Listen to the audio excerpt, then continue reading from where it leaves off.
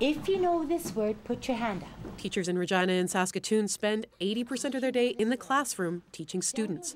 20% of their day is prep time, marking, gathering materials, time teachers say they need. Rural teachers get less prep time, but their classes tend to be smaller. Then there are extracurricular activities. Teachers at Regina Public Schools earn 1 day off after 125 hours supervising. Teachers in Balgony earn the same day off after 30 hours. Don Morgan wants to change that. Mr. Speaker, we would like to have the discussion at some point how those play out if we do something more appropriate with school divisions, whether we have teachers that have the ability to move back and forth between school divisions. There's an inherent unfairness in those contracts across provinces. We recognize the member from Regina Lakeview. And now he wants to take the cuts even further by ripping up local agreements and putting everything from teacher prep time to our kids' sports and extracurricular activities on the chopping block. Don Morgan says these contracts would be negotiated.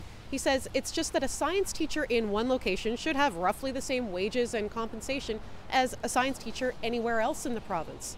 Now, he did say that teachers will be subject to the same public service 3.5% wage cut as other government employees, and he would not rule out cutting prep time for teachers in Saskatoon and Regina. You know, we haven't looked at the individual agreements. That's one of the problems. We haven't looked at them. But what we will commit to is we're not advocating that anybody breach an agreement. Anything that changes should change at, or the discussion should be at the bargaining table, and that's where those discussions should belong. Teachers in cities say losing prep time would squeeze out the time where they coach sports teams, where they supervise student clubs. When you're looking at all of that planning and so on, if that's going to increase, or you don't have the time embedded within the day to do that, that something's got to give.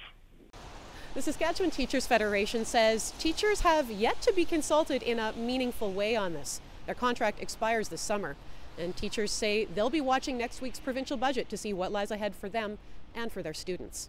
Jennifer Quesnel, CBC News, Saskatoon.